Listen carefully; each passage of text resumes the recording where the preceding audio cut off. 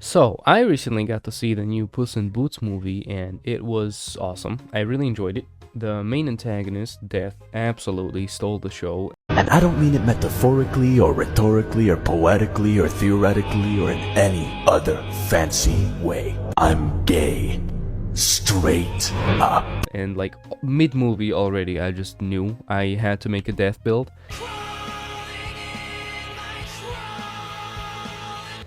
Not that kind of death build though, and just see how good this type of cosplay build would be, so here it is. I started with the Confessor class since it has pretty good starting dexterity, and it starts with a seal, but mainly for drip reasons, since the all black armor seems to like most resemble Death. As my keepsake, I took the Lance Between rune for shopping purposes later. With the gear we're going to be using, our face won't be visible, but I still tried making something sorta resembling the character.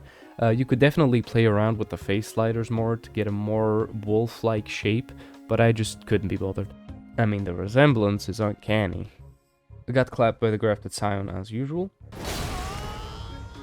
faced Soldier of God, and went out into the world.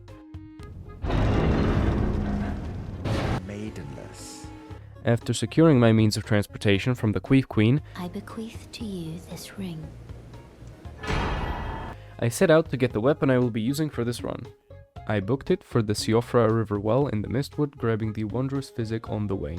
So, Death in Puss in Boots uses these dual scythe looking things, and the closest thing to that in Elden Ring is the Shotel curved sword, which you can get from a merchant hidden away in Siofra.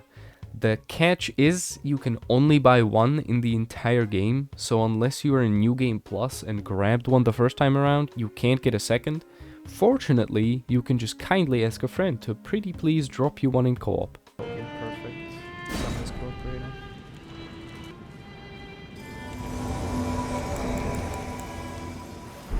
Hey!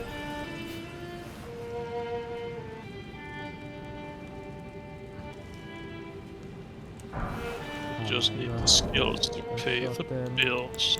It can't, I'm gonna actually. Finger sever. Just sever me. Ow! If you don't have a friend who plays Elden Ring or you play strictly offline, you can just head to Celia and pick up the Nox Flowing Sword from the boss there. The stats are slightly better than the Shotel, however, since it's a somber weapon, you can't apply bleed on it, which is why I will be sticking with the double Shotel, since stacking bleed on both curved swords allows me to do pretty insane blood buildup when either jump attacking or sprint attacking while power stancing them. And I will mainly be focusing on jump attacking for this build. And the reason why I'm going with a blood build is because of this scene where Death cuts Puss in Boots and he bleeds. So it's, it's on theme, and bleed is obviously just insanely strong, especially with this build that I'm going to be using. So yeah, that's why I'm going with a blood build. Next stop is Fort Height for half of the Dectus Medallion and the Bloody Slash Ash of War, which lets me put blood build up on at least one of my weapons for now. Then I take the teleport to Caelid and head to Fort Faroth for the second half of the Dectusi, Radagon Sorceal, and the usual shenanigans.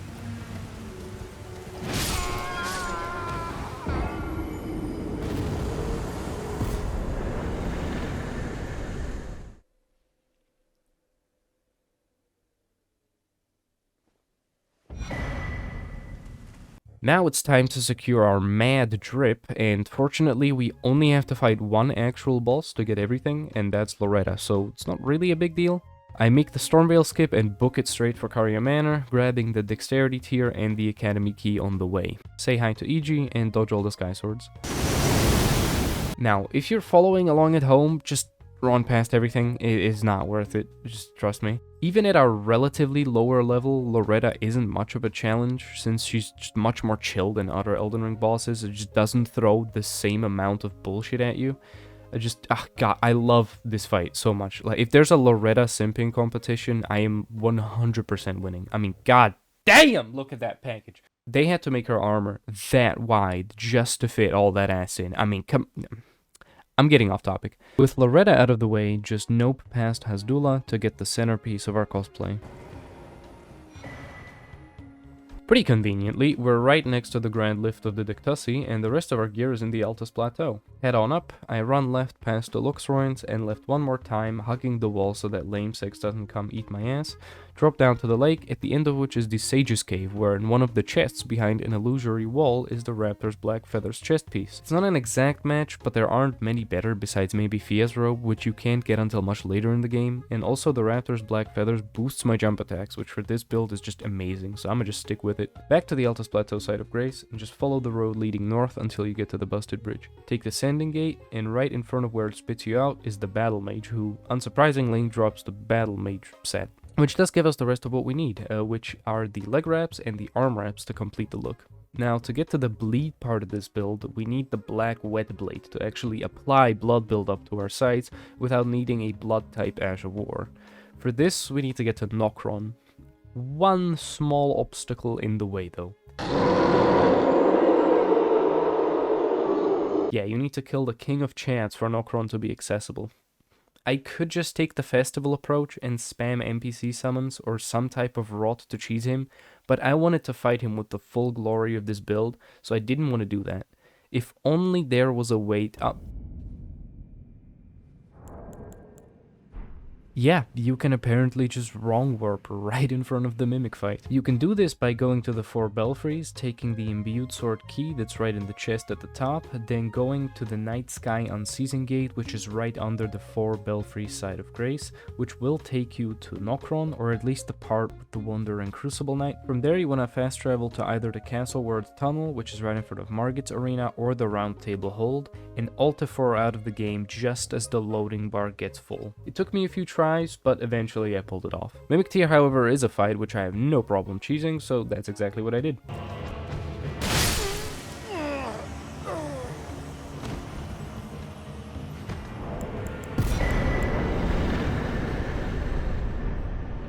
And now it's just a smooth run all the way to the Wet Blade.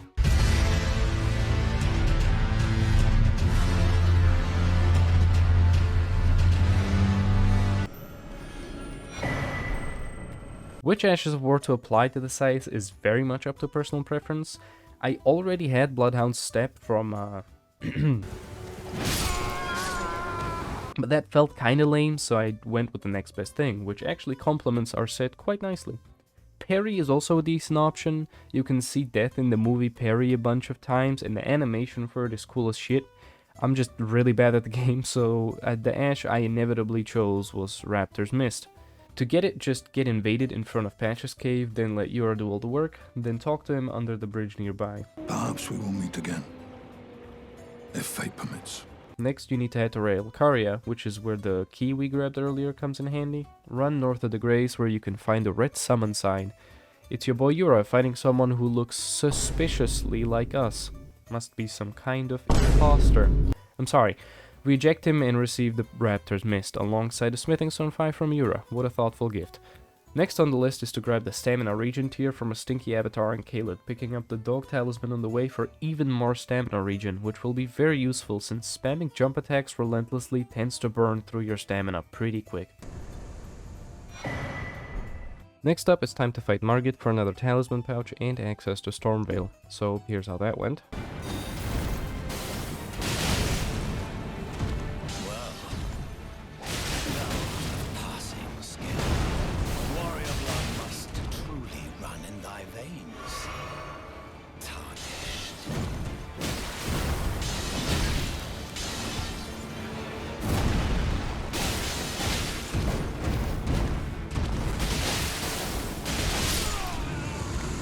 It wasn't my cleanest fight with Margit by far, but hey, he went down, that's what matters.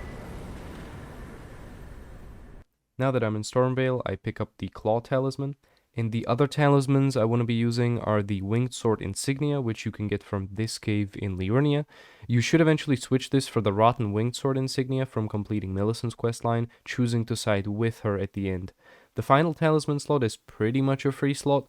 I just put in the Prosthesis Wearer's Heirloom, which you can also get from Millicent in the early stages of her questline for some extra dexterity. The final step is to actually get our weapons upgraded, since we'll need a lot of smithing stones, 24 of each to be exact, which, just to let me run the math here real quick, is 24 smithing stones times 8, since smithing stones 1 through 8, plus 2 ancient dragon smithing stones means we need 194 smithing stones in total to max out our weapons. Yikes.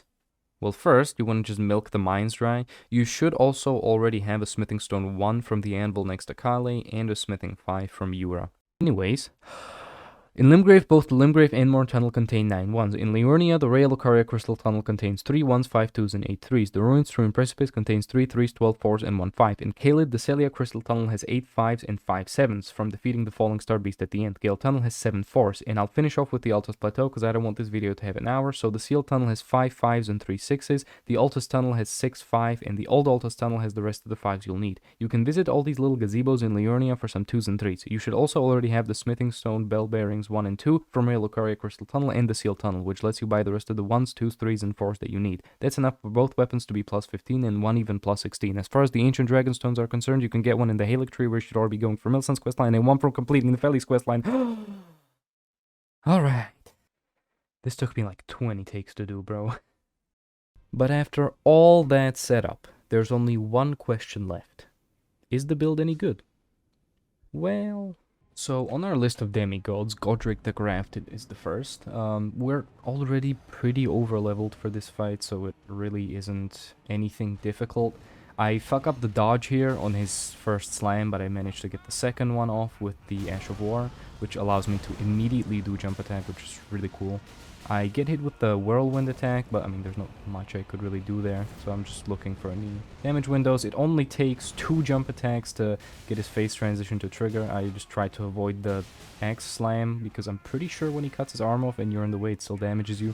Either way, I just run up to him and I immediately get a stagger with the first jump attack, which, I mean, at this point in the fight is pretty much over. Poor guy didn't even get an attack off. Is immediately comboed with the bleed proc as well. Just, yeah, his health is gone. Got melted. Well, that's the first demigod down, and only a few to go.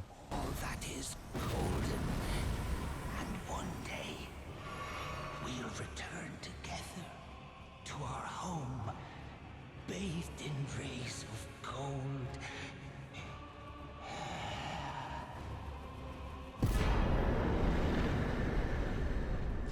Next up is the Academy of Rea Lucaria, so that we can pick up a 3rd talisman pouch, which means there's a certain crack dog I have to fight on the way, a fellow wolf, if you will. He doesn't do too much damage, and fortunately he is kind of a glass cannon, and since we hit fast and hit pretty hard, it's not too much of a problem. I actually managed to get him first try, even though, as you can see, I'm getting hit a lot, but I got like 3 attacks in and he's already at half health. I also got pretty lucky with the RNG, where he was mostly doing attacks that gave me pretty good damage openings instead of just like, yeah, spamming these swords like he usually does way more. But he did that sword slam attack like 2 times in a row there, well, pretty much in a row, and yeah, I just melted him as well. Which means that Renala's next. For Renala, all I'm gonna leave in from phase 1 is the fact that I just one-cycled her on phase 1, which is pretty good, but not that surprising. I mean, it's Renala in the end of the day. The sort of more cool thing is that I managed to do her phase 2 without her getting to summon like a single thing. You know how she normally summons like either the wolves, or a giant, or a dragon, or some random shit like that, but she was going to summon 1, but at the same time I managed to proc bleed on her, which interrupted her out of the attack. So I managed to go the full fight without having to worry about any of her summons, which was pretty cool. But yeah, I mean, it's Renala, so it's about what you'd expect. And with Renala down, it is now time for the capital. But before fighting the Draconic Tree Sentinel, I just sneaked up behind him and wrote a cute little try poison butthole message, because I'm actually 5 years old.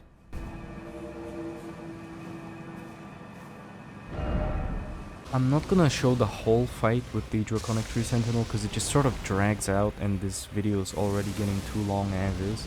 I mostly just had to play passive because his attacks have the capacity to two-shot me, so I just had to be a little more careful than usual and didn't have quite as many attack windows, but overall it wasn't really a tough fight, and yeah, he went down pretty quick. And since I talked about fighting Radahn with the full glory of this build, well, Here it is. I'm just gonna let the clip play out in full because, yeah, I mean, just see for yourself.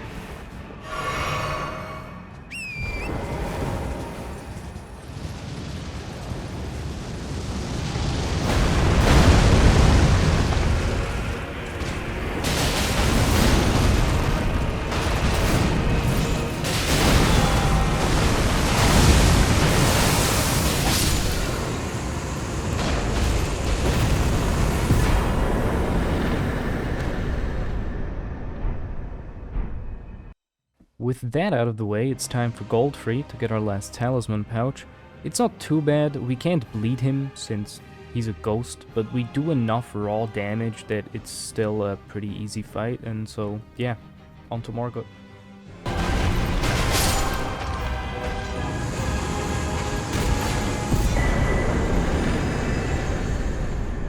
So for Morgoth, I decided to pick up the Margit's Shackle, because using it twice in phase 1 pretty much just lets me get through the first phase without him even getting an attack off. And then if I also sneak in a couple of attacks as he's finishing his phase transition, it pretty much makes it so that by the time the fight actually starts, he has like a quarter health left. From there, it's just a matter of getting a couple jump attacks on him and he goes down just like that. And I also decided to pop a gold pickled fowl-foot at the end just for some extra runes.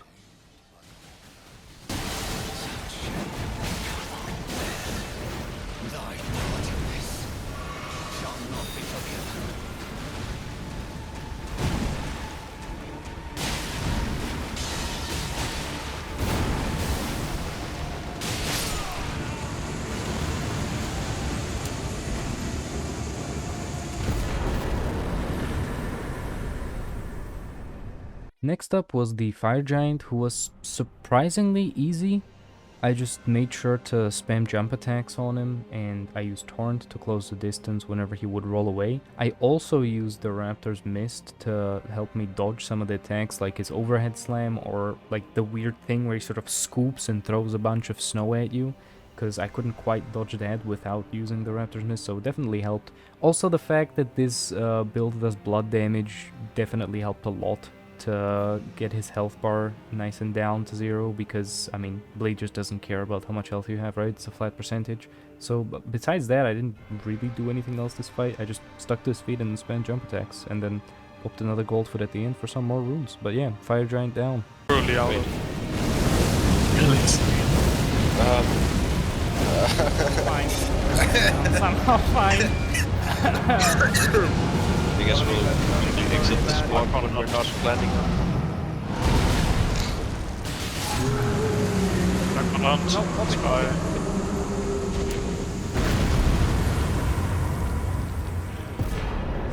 Which part was it even? Now, I don't know what to say about the Godskin fight, beside that it dragged out so much. Oh my god. Now, I've never fought the Godskins without either using Spirit Summons or the Sleep Pots, so this was a first for me. And the strat I used was I just stuck to Fatty, I just attacked Fatty, and then waited for Skinny to revive him, because as long as you leave Skinny above a certain health, which is like, I don't know, like 80 or 90%, as long as he's above that health threshold, he pretty much stays passive while you're attacking Fatty, which kind of turns the fight into a 1v1 where I occasionally have to dodge a flame ball out of left field.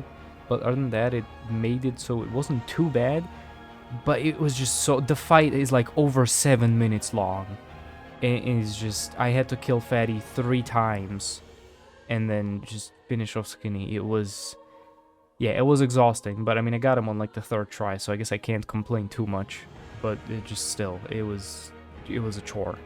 Honestly, that's not a bad idea.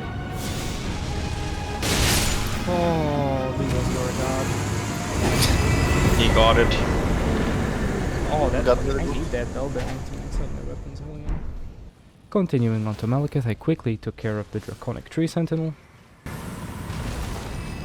And on to Malekith to see whether or not he got that dog in him. So for Malekith, I went and got the Blasphemous Claw from Bernal on the other side of the Great Bridge. In case you don't know, you use it to parry Malekith whenever he's in the air doing his anime shit. If his sword starts shining gold all of a sudden, that means you can use that item, and if that attack hits you, you can parry him, which gives you a huge attack opening. And with Malekith already not having that much health, that means he can go down pretty quickly. Raptor's Mist also carried me kind of through this fight, because it helped me dodge a lot of attacks that would otherwise be way harder to dodge. So in the end, my wolf came out victorious. Arf, arf, arf. The blue corner, that's dog number 2 in the red corner. Oh my god, it's happening. Oh no, I'm waiting. Ooh. Got him. Scary shit.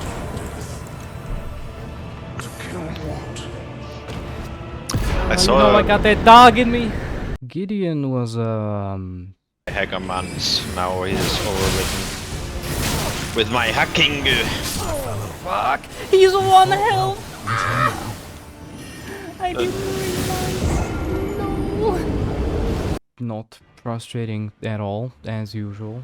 I mean, honestly, I don't even know what to say about the all-spamming cockhead. I mean, I just spammed back. I spammed my Sword Dance Ash of War, which I had on my other Shotel, and it worked pretty well. It was pretty much the only thing that worked against him on my build. I mean, he went down, but it just... yeah, fuck, I hate him so much. That's right, bitch! You don't got that dog in you, bitch! Cannot become a lord. Not even I apologize. I'm not gonna lie, I was surprised at how well Horalu went. I mean, Godfrey I can see. Ghost Godfrey went fine, and I couldn't even bleed that guy. But Horalu is fucking terrifying, man. He's a scary lad, alright? Raptor's Mist came in clutch again, since it's much more forgiving than a roll in terms of iframes, and a lot of his attacks have really weird, like, timings. Plus, Raptor's Mist absolutely fucks against his AoEs. I can just stand in his face, L2, and then just get a jump attack in. So, yeah, it was a pretty awesome fight. I also didn't really watch his health bar, since I was so focused on, like, looking for what attacks he's doing. And then I was really surprised when he just suddenly died, because I didn't realize I was doing that much damage. So yeah, this build is pretty good against Horalu. tarnished. Thy strength. Third try, baby. I am speedrunning through these levels. Whose Bloodstain is this? Whose man's is this? I think that's Mobombo. I'd recognize that hammer anywhere. I actually went and got Godric's Great Rune activated for Radagon and Elden Beast, but mostly for Radagon because I hate that red-headed dickhead almost as much as Gideon. You're gonna be really surprised by this, but I used Raptor's Mist a lot during this fight. Since Radagon likes to either delay his attacks by 2 to 3 business days or shoot him out faster than light, the extra wiggle room of Raptor's Mist just saved my ass so many times. I also managed to pretty consistently stagger him in the first phase, so that was nice. There's not much to say about the Space Squid. It was just a bunch of running around and praying I don't get comboed by Elden Stars and something else. So even though I can't bleed either of these guys, my damage was still pretty admirable, so yeah, I'm happy with it. And just like that, the game's over. Die, you big space squid. Yeah! That's right. It's over. It was a squid from space. Oh, the space squid died. It died today. You know, he got that Squidward in him. And so to answer the question of whether or not this build is any good, yeah, I'd say it's pretty good. Anyways, thank you guys so much for watching, especially if you got this far into the video. It really means a lot to me. It's my first time making a video like this, but I got a lot more where that came from, so if you enjoy this type of content, then definitely stick around. Once again, thank you so much for watching, and I'll see you with another themed or weird or wacky build in the near future.